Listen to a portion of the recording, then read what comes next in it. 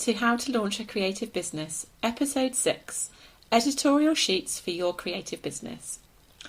Hi, welcome. So today I'm talking about styled sheets or editorials, what they are, why you should do them, and how to go about organising or participating in one should you be invited. So first things first, I want to be really clear about what we're talking about today. So the difference between a brand sheet and a collaborative styled sheet initially. So a brand sheet is for you, so you should expect to pay for it from the photographer, a stylist if you need one, makeup artists, models, hiring of any other elements like furniture or, if there's like venue or location fees, for instance. This type of sheet is solely to promote you and your business, and the images might be used in blogs and magazines, as well as on your own website and social media for PR purposes. Collaborative sheets, however, are usually organised by one or two people, but with the team, everyone gives their time in exchange for the images and everyone shares costs normally. So the end goal is usually to have the images published on a blog or in a magazine that is suitable for all of the brands involved, with later on the ability to use the images on each of the participants' websites, blogs and social media. But today I'm just going to be focusing on collaborative style sheets or editorials. So I've been styling and managing these, with things from concepts to mood boards and on the day styling and direction for well over a decade now, actually. So I've had close to 100 sheets featured on different blogs and magazines all around the world. And of course, more recently, I've been photographing them too. So alongside my creative direction skills. I also used to run online courses and live workshops on this topic, and I'm kind of pondering on a new one around this topic too soon, so watch this space. We'll see how that kind of pans out over the next few weeks and months. But anyway, today I am sharing some of my top tips for getting the most out of collaborative editorial sheets, whether you're the one organising it or you've been invited to take part in one. So the first questions to ask always are, well, you're asking them for yourself as the organiser or whether you've been invited to participate, is where will it be published? So this is really core to understanding the purpose of the sheet, which is ultimately to attract your ideal clients. And what do your ideal clients want to see? Where are they and where are they likely to look for it? So, you need to make sure that the outlet that the sheet is likely to be published on is one that your ideal clients are actually reading, they're looking at, they're following them on social media, etc., etc. So the next question to always ask is, who else is going to be involved? Do the rest of the team, do their businesses align with your own look, style and ethos? This is all about building the right team and finding your tribe. So you all need to be on the same page. No one person in this type of shoot gets the limelight. So the aesthetics and client base must be the same or very similar to be effective, so that everyone will get the exposure they desire and the shoot has a consistency of approach, look and feel. So how do you go about building this team? So please don't post in Facebook groups for team members. So for collaborative sheets, I do see this quite a lot still. And unless you're being really specific about who you are looking for in terms of style and content to build your team, you'll be very unlikely to find your dream team by posting a blanket kind of question in a Facebook group. Instead, spend some time, really research and find your perfect team members. Don't be afraid to reach out to people that you really admire, that you'd love to work with. If they say no, they say no. But if you don't ask, you don't get. So if you have a strong brief with a shoot story that really resonates, a good mood board and a real clear direction and idea for the publication that you intend, you are much more likely to get a yes than if you just reach out saying I'm doing a pink themed shoot, for instance. What is special about what you're doing? Why would that supplier want to be involved? So, you need to be selling this shoot, as something that, you just, the intended team member just wouldn't want to pass up the opportunity of being involved in. So does the shoot have a message that will resonate with your perfect clients? So, for example, you see a lot of shoots that really are just kind of based around quite saccharine themes.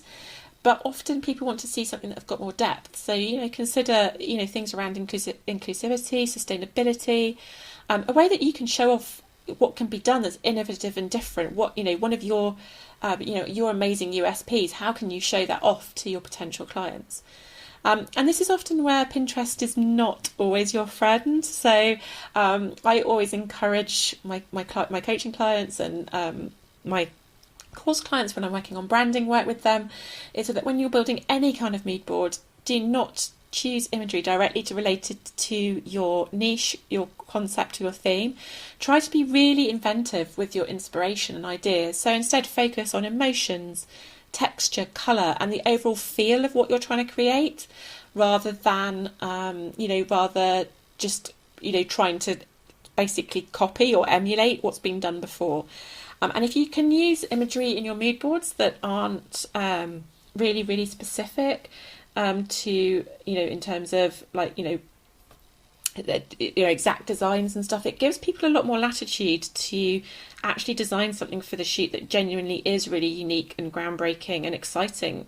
And these are always going to get better results in terms of submission and getting publications further down the line, because no one really wants to feature things that have been done 100 times before. So the more unique that you can be, and the more that you can draw inspiration from things around you rather than trying to emulate things that have been done before, the more your chances of success are increased.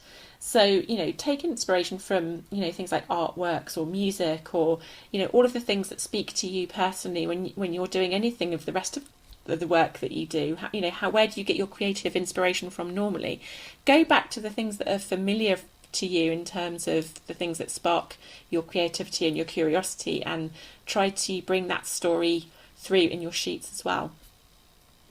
So the end goal must always be to get published somewhere. So, bear in mind that it is really increasingly difficult to get published anywhere unless one of the team is a featured vendor or advertiser on the intended publication.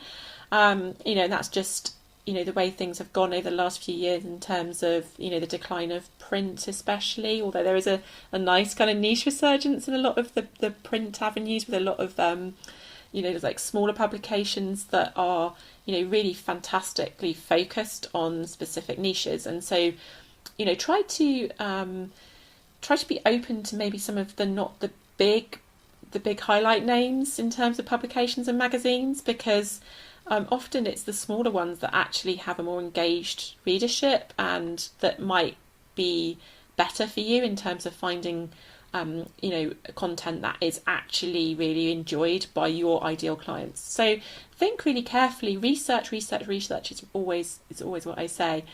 What kind of common themes and types of content get published in the outlets that you might be aiming for.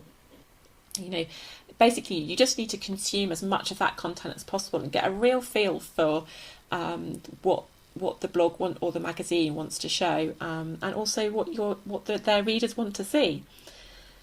The next really kind of big thing that I think often gets forgotten is budget.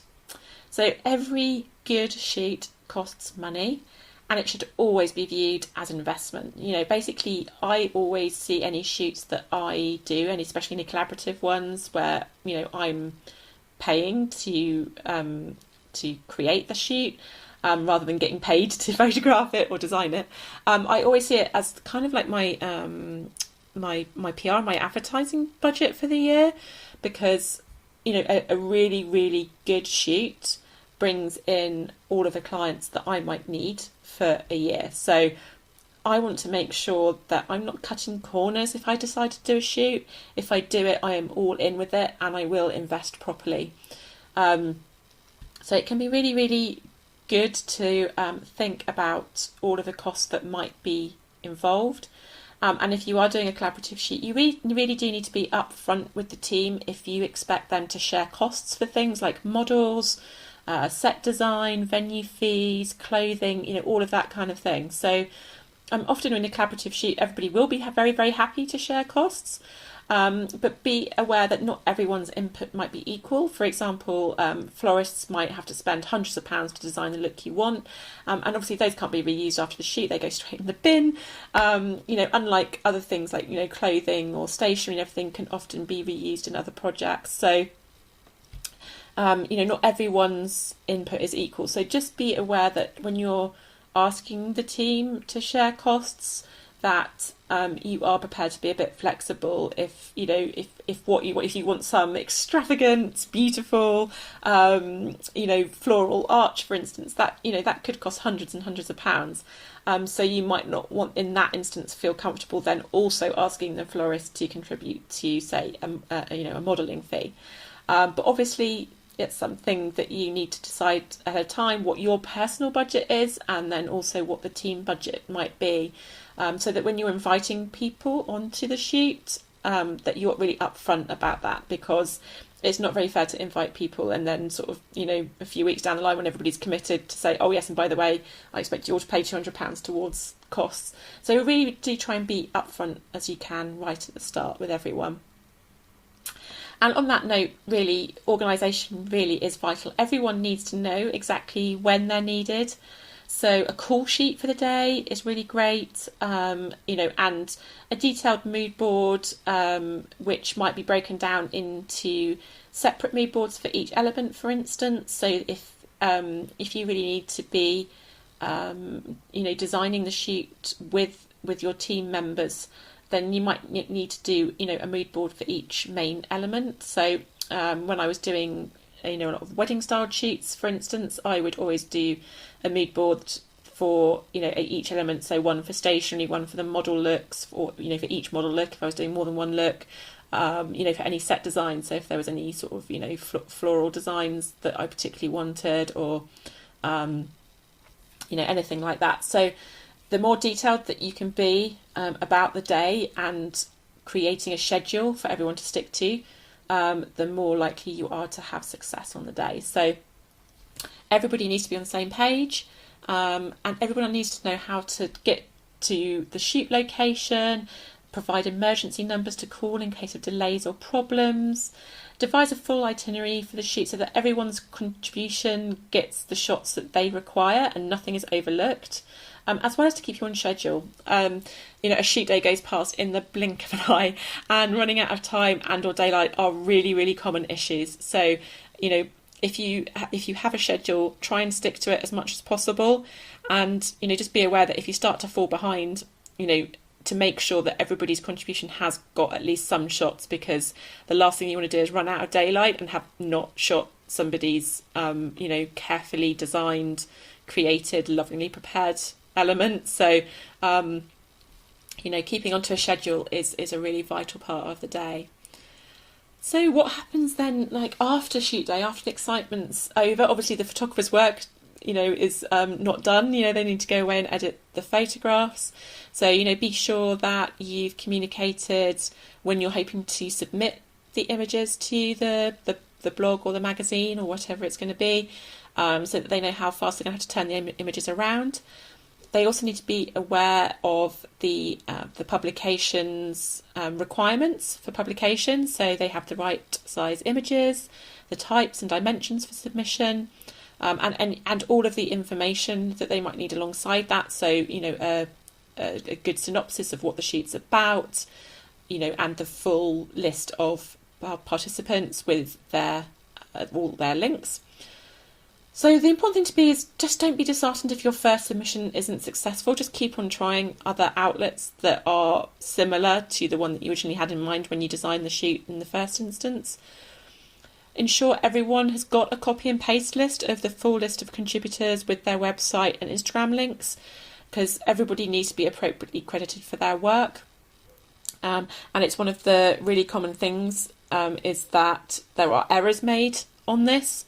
So providing it to the team to double check ahead of submission is really, really important, so that any errors in crediting can be resolved before submission.